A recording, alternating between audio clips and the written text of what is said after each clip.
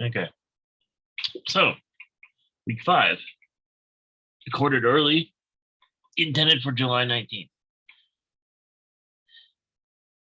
In this one, we're going to be talking about data warehousing, data marts, similar scenarios, data mining.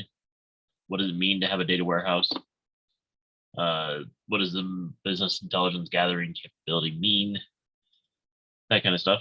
The intent being during that time that this gets recorded and shipped out, the weeks that are due would be for chapters 8, 9, 13 is the due that week with the individual project of 4 due that week, and that 5 would be what would be next week with chapters 14, 15, 18. The 3 questions that we talked about in the discussion board.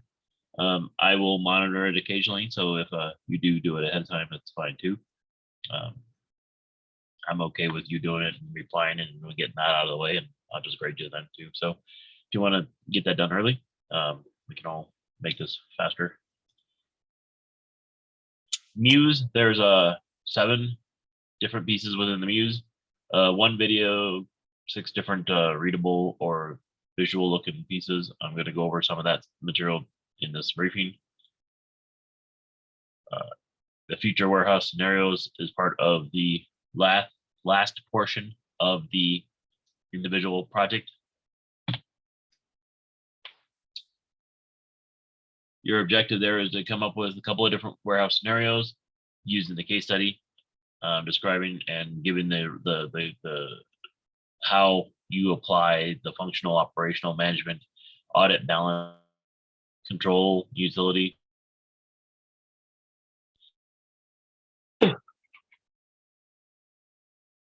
Excuse me.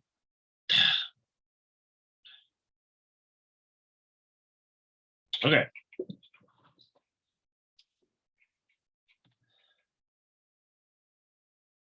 Get set back smaller again.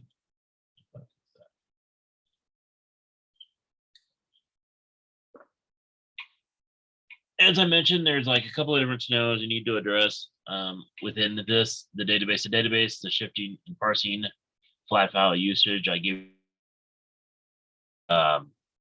there's a couple of more complex ones you could find if you wanted to. You could go with content distribution networks, which is kind of how Netflix and Amazon Prime actually provides videos or through. So those are anycast, what they call CDNs or contract distribution networks, anycast content distribution networks. So most streaming services use that kind of thing for purposes of providing video to places. But just pick a few scenarios, write about it, write what you think about it, and we'll make it work in the end. All right, so the ETL and the data warehouse. All right, so the database itself is the collection of data that you extract with something on source. It has structure, has form, number of fields, expectations, but it's all recorded in a logical manner. Well, there's 4 major aspects of that make a good database. Atomicity, which is basically, well, they call it the all or nothing property, but basically is the piece of information as small as it needs to be in order to be relevant as piece of information. Consistency, which is how you transfer one database from a consistent state to another consistent state. It is not just the transforming of data into a database, but also from a database to a database, or from one piece of information to another, to ensure that it's valid across all parsing and or recording rules, and it is as it should have been. So isolation, the partial effects of incomplete transactions should not be visible to other transactions. Isolation inside of a database transaction basically means that if you have multiple people all generating transactions to a database at the same time, each transaction should open but not exactly lock the database to prevent the other transactions from executing or from closing. So some transactions are slower than others, but say for instance, if you had lots of people doing banking transactions, if you didn't have an isolation effect in place, and instead the first person that gets in line locks it till his transaction is complete, you could cause a backup of lots of different transactions in the meantime that could potentially get to the point where you couldn't even process all of the backed up transactions within a 24-hour cycle of time. So isolation basically allows incomplete transactions to be partially visible so that no one person can lock and multiple transactions can take place in parallel and have the latest information as need be. And if there's a rollback in that transaction, if you had a rollback of the transaction, you would effectively have that rolled back impact the pieces where it was partially applied to before, and it would undo that aspect, and you would go forward. So in the case of like a banking transaction, you have an incomplete deposit that gets rolled back because of some issue, and yet you had enough withdrawals happen in that same period of small amount of time to go negative. It is possible this would have a ripple effect causing negative transactions. But note that most isolation or most partial transactions should be resolved in a matter of milliseconds, not hours, which would be where your ripple effect really matters in the case of a banking transaction. So, okay, durability. Committed transactions become permanent and must not be lost because of a later failure. So having durability means you have the ability to have replication or backups of databases such that you have your data warehouse can store all the databases and they can share the information, but it is such that if any one failure were to occur, the entire database does not suddenly stop working. Right? That makes sense? So your durability is there to ensure that you can recover, go forward, and continue functioning as you plan to without having impacts or issues causing problems. So data warehouse. All right, databases are collections of related different databases or data within a collection. Databases are designed to record in a logical manner. A warehouse is an information system that stores historical and commutative data from one or more sources, such as databases. Data warehouses are designed to analyze the data. So the biggest thing is the database doesn't understand itself other than how to maintain and organize the data that it holds. A data warehouse can have multiple databases and understands how to analyze that data, run queries on that data, run reports against that data to do work against the data from one or more databases that it stores within the data warehouse itself. Data warehouses do data mining across multiple sources or multiple data, new information and new knowledge out of your given set of information, right? So the data mining process supports the data warehousing concepts. It's about extracting knowledge from one or more databases. Migrating raw data to target data that involves selecting specific data that can determine what was be chosen and how to extract that information out. So if you go down the line of raw data to target data, that implies you have some knowledge and understanding of what it means to determine what that data is. Pre-processed data then gets transformed data.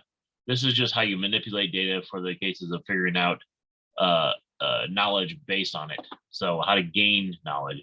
Eventually result in patterns that result in the gained knowledge. So this is just how you go from raw data to something that's useful by people that did data mining or data analysis on it. So additional normalization is usually required because that's when we start worrying about patterns, making sure things follow pieces in order to avoid anomalies and or to eliminate outliers, as we call them. So the things where if you had like a bunch of plots on the plot graph and you had some odd choices that are like considerably off of the normal line of normalization in the plot, that is where that would actually come in. That they call an outlier.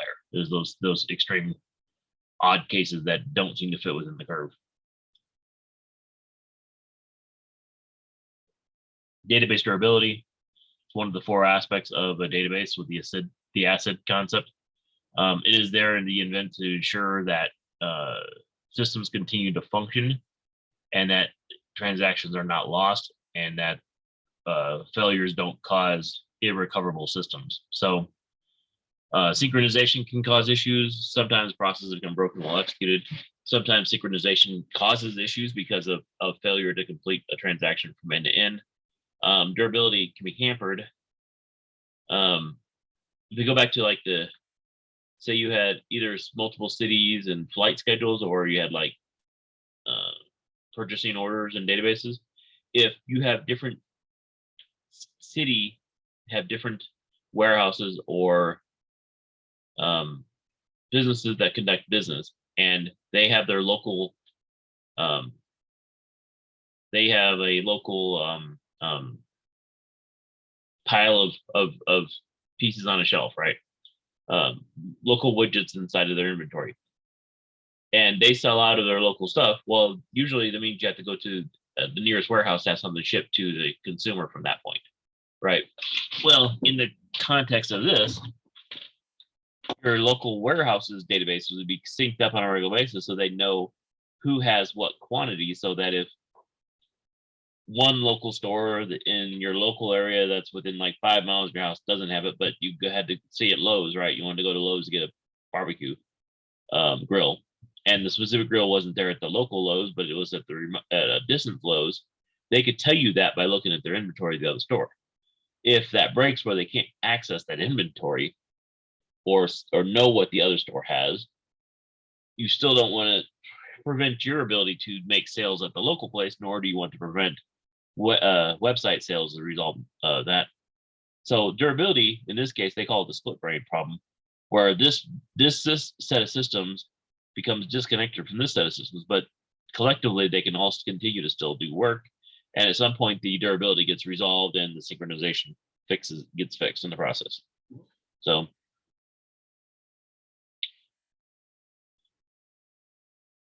data warehouses require tools to ensure easy storage and retrieval information from multiple databases. That's because you're going to do lots of data analysis, data mining across one or more sources of information to extract details out.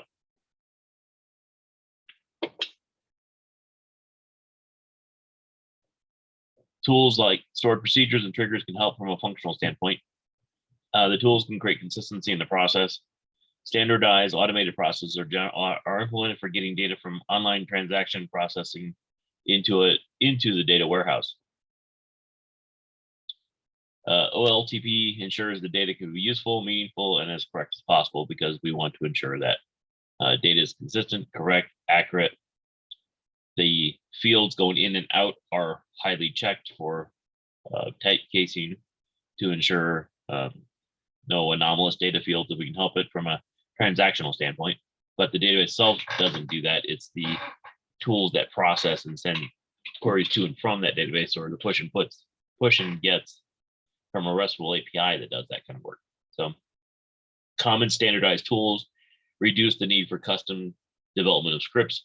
So I go back to my example from the other day of R as a language, right?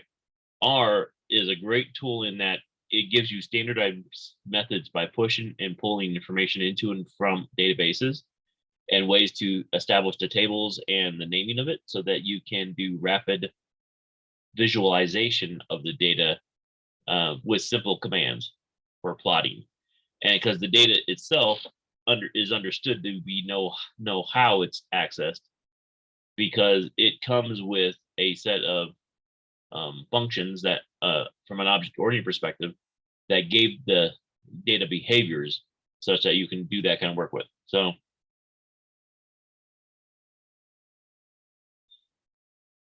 but those become standardized tools that help reduce the need for customizing those things and rapid development. If you just had a basic table flat file of information without and it's just held as a straight up text file, and you're going to use SQL, well, that can take a lot of work to build custom scripts to get and create all the reports that you want to do. So depends on how much you want to spend time in establishing a language that's built for it and then fitting the data into that language versus taking that data and building yourself custom scripts into using that data.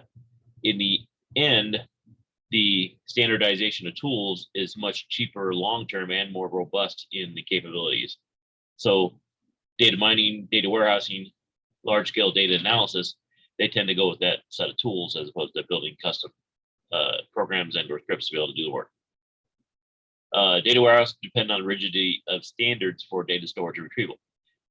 If I have 1,000 databases or tens of thousands of records of information across multiple databases, I want to know that they're all organized in a manner that I can easily get the information I want with minimal processing power by the system needed to store it. If I had just 10,000 records, each record having an individual flat file of its own, and that are scattered across a directory structure of random organization, that can be very painful and process intensive in order to go be searching through every single file looking for some aspect of data to tell me what the correct record is, because there's not an organization to it. So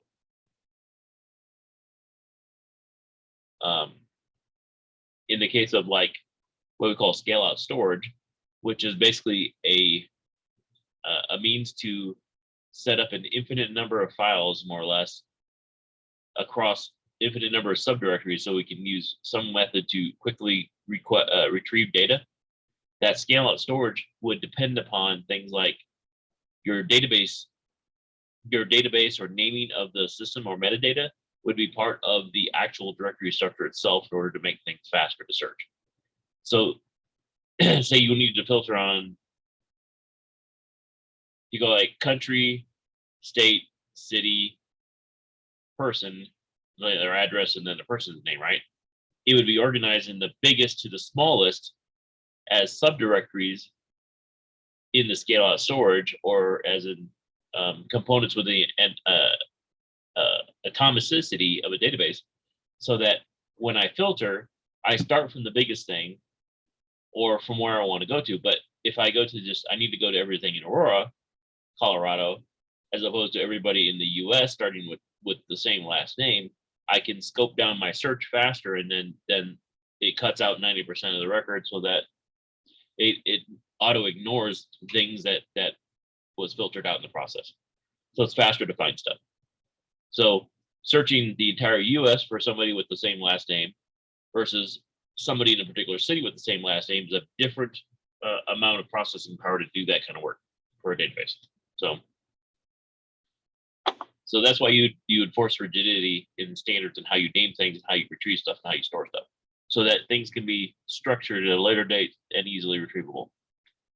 Spot checks can be done, but the wholesale testing of pieces of custom data becomes unnecessary, and therefore it allows you to focus on other areas, spend time in other aspects of data warehousing and data mining in order to get the information you really need. So it does highlight the need for extensive backups within the system, because you don't want to have natural disasters or data compromise happen of that. So you need to have a decent plan in place for handling natural disasters, viruses, data compromise, and how to restore and recover from those things, especially in data warehouse, because information has now become the most valuable currency in the world. It's not gold, it's not credits, it's not money, it's actually information. People would argue whether human life or information is actually more valuable nowadays. And there's actually arguments for either side. Obviously, human life matters a lot. But from a currency standpoint, information is probably more important. Not to say that you should be devaluing human life. I'm not trying to get to that point. I'm trying to say that from a value standpoint and a currency standpoint, information is now the most valuable thing in the world, monetarily. So that's why hackers constantly are breaking into businesses, trying to extract information, trying to find things. That's why you have ransomware attacks on a regular basis and a growing frequency of those, because in the end, information becomes that much more valuable. Not to disclude that, well, you also need to have a backup repository plan in the case of a natural disaster, right? like I used to tell my cyber students, is that you need to make sure you have the ability to defend and control your information and protect your systems, because you don't want people randomly dropping tornadoes on your buildings. You have to have a plan to recover, a plan that, from a disaster recovery plan, it's to get back to the point of being functional. From a business continuity plan, your job is to ensure that the business continues to operate as expected. From a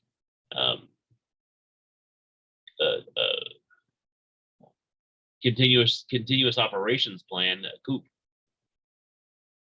your objective there is to get the system back and functioning back to as full speed as possible.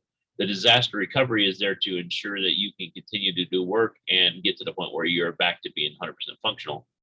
The business continuity plan ensures that you're able to continue to do work regardless of the situation. But you get to there, right? So, like I said, don't let people drop tornadoes on your buildings.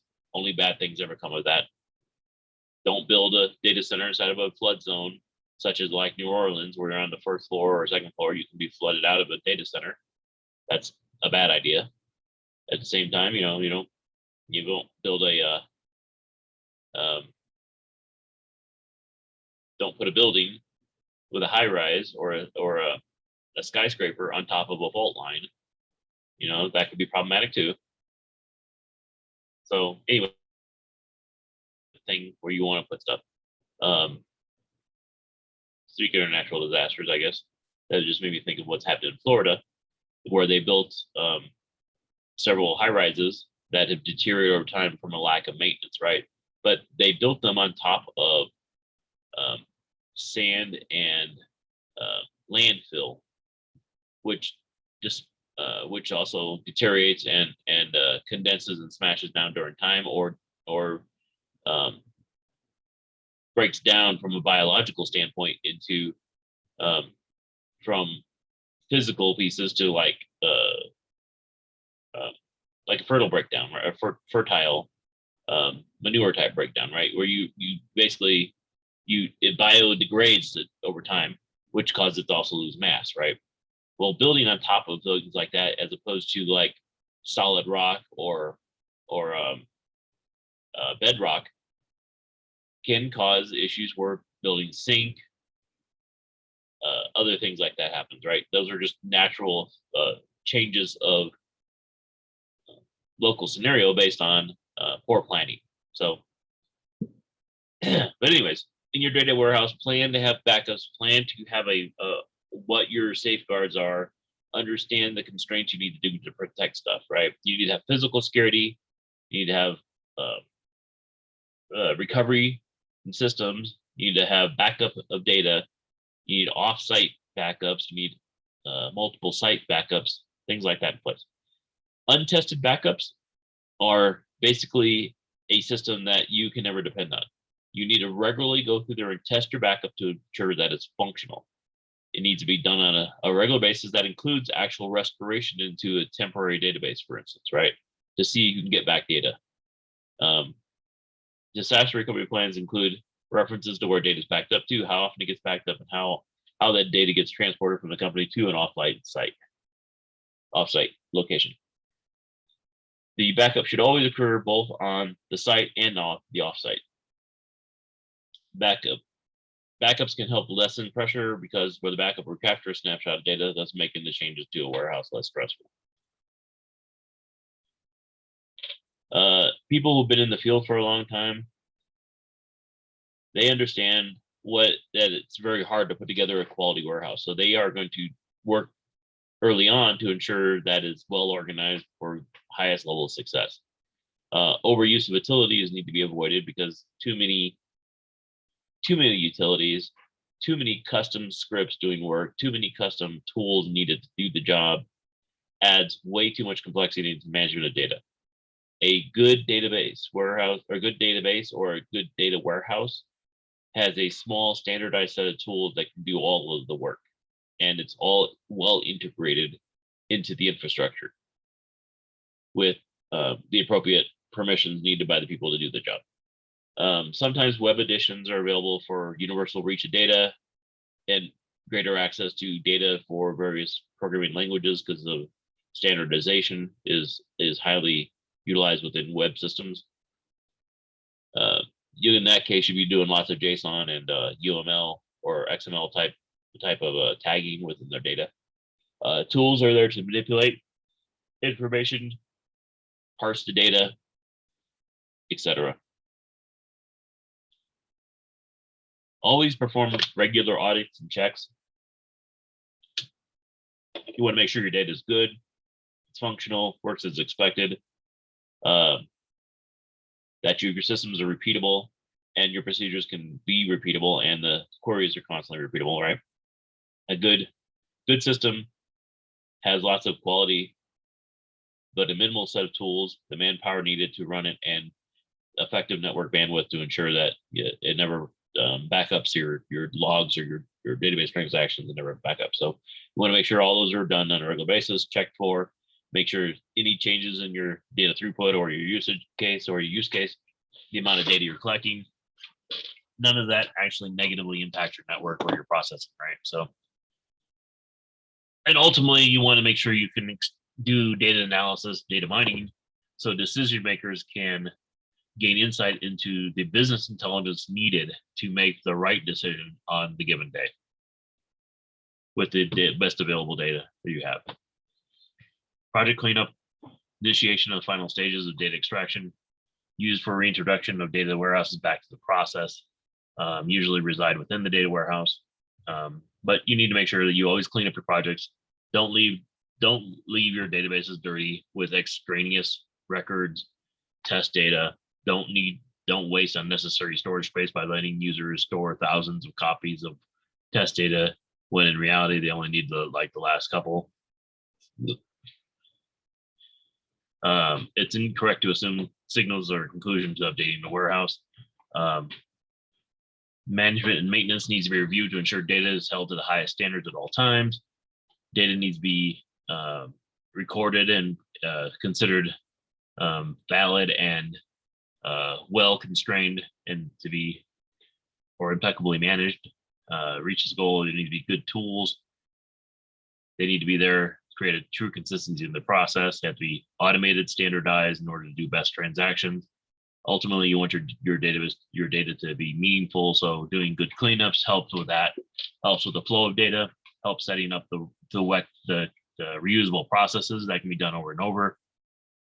It's important the data warehouse that has backups on a regular basis. Like I said, don't let natural disasters sit there and destroy your system. So, all right, now from the Q&A standpoint, data warehouses do not usually feed data marts, true or false? That is false. A data warehouse is a subject-oriented database that is usually often a partition segment of an enterprise database, but is designed to be specialized for the purpose of understanding the specific set of data. A data warehouse holds one or more data marts, just like it holds one or more databases. Used for housing the data overall and for providing the data mining that can extract information out of those data marts or databases. It hosts them, it does not feed them. Online transaction usually feeds a data warehouse. That is actually true. So the online transactional process is used to delete, modify, add any transaction within a database or its information, right? So it's there to do transformations, there to do data manipulation, modifications. And it uses the ETL process for one or more updates of the data marts to ensure the information is handled effectively. So this graphic is basically a process, a sequential process on how that generally plays out. And it's done so in a very cyclic manner. So operational business strategy leads processes, which then causes transactions to a database, could be sales, could be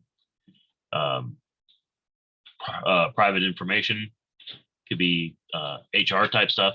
ETL processes does the transactioning, loading of the information, transforming the data within the data warehouse, which stores the one or more data marts or databases, and then it can do the analytics on that information to get it back to you in case you have to do queries.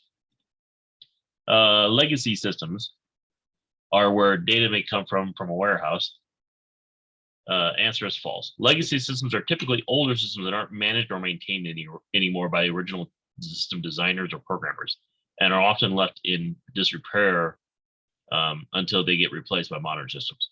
Now, what makes your legacy systems unique is that the system is basically being given up on by the original vendor, and they no longer support it. So, if a user is still continuing to use it, they take on the risk of being exploited by cybersecurity. And over time, the window of vulnerability increases with known vulnerabilities. And if you're using the legacy system, you become more and more likely to be hit with a ransomware attack because there's nothing protecting your infrastructure in that case anymore from any kind of cybersecurity attack. So you can have hacks, data breaches, ransomware, et cetera, more likely to occur on legacy systems. Biggest thing is things like some medical systems in the past. UK was still dependent on Windows NT for a lot of its medical information, which is 15-year-old operating system that when they got hacked like 2 years ago, they quite literally were unable to provide medical care for people in surgery at that time because of that, and which had the risk of people losing their life, and because the doctors have became a little too dependent upon that system for giving the information they needed to help treat the patient at the time. So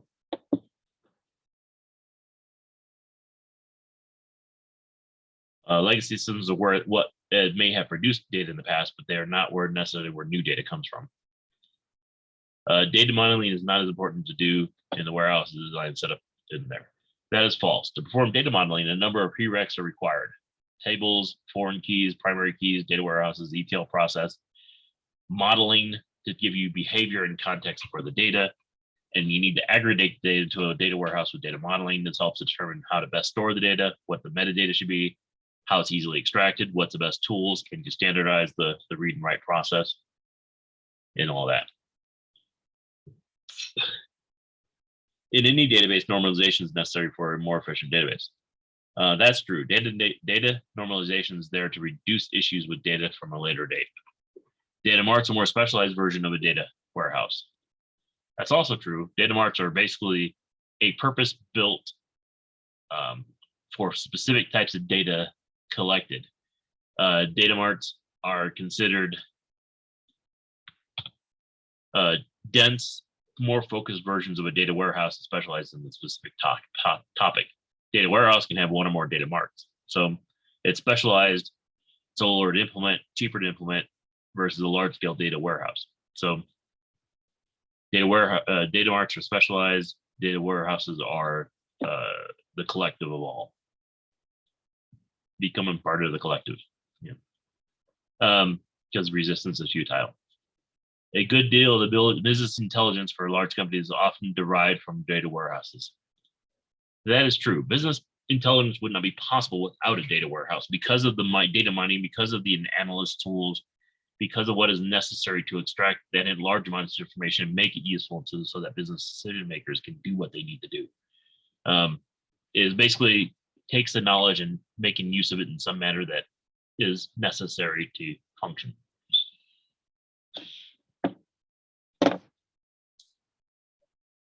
So now I'm just going to go over to the video here real quick.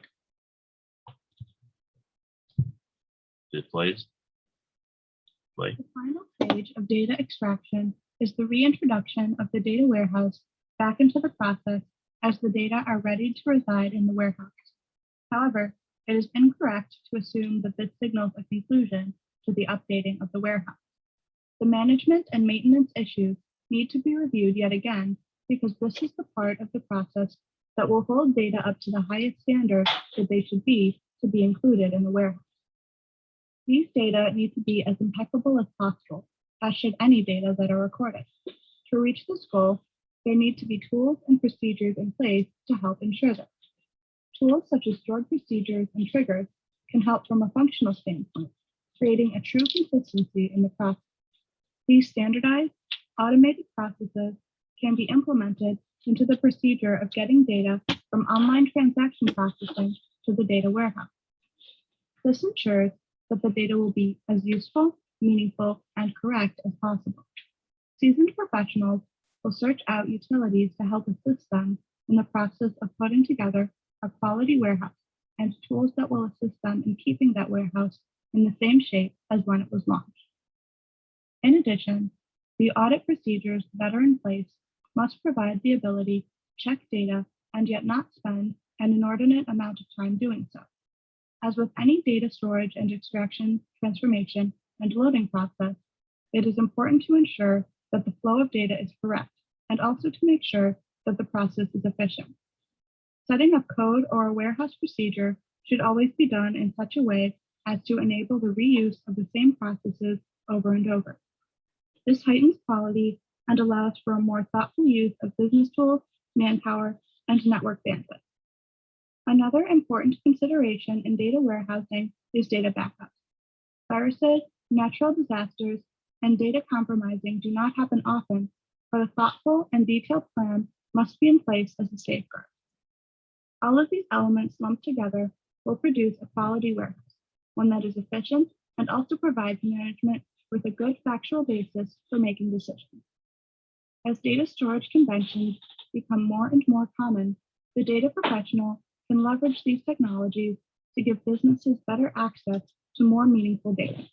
These data can be used to take advantage of emerging market trends first while they are still trends. A company that can quickly make more intelligent and efficient decisions based on facts rather than guesses can survive in today's economy.